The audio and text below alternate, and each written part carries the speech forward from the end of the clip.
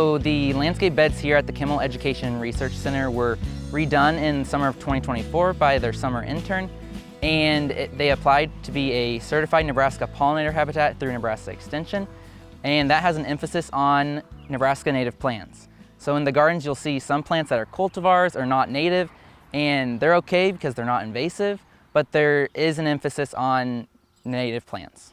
Being next to an orchard, pollinators are really important for our fruit production, but we've also realized that it's also just for the environment. Pollinators are at risk, and we can do something here in our landscape that supports them. And so we've documented 6 species of Nebraska native bumblebees just this year. Southern Plains bumblebee, an at-risk species, was documented here, same with the American bumblebee.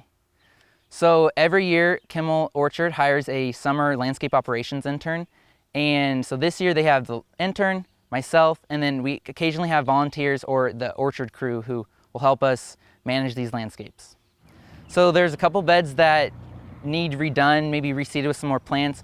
This year I really wanted to fill in gaps in some of the beds. Some of the beds have just bare spots, and so we're constantly pulling weeds in those areas, and so filling them in with plugs, and then hopefully next year, they start taking root and taking up those spaces so we're not always pulling weeds. And then eventually I want this to be a demonstration of how, whether it's a yard, a business, a storefront, how you can support pollinators with just a simple landscape.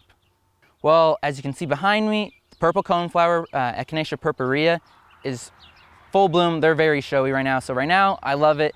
But one of my favorite plants that we have here is Rudbeckia maxima, or great coneflower.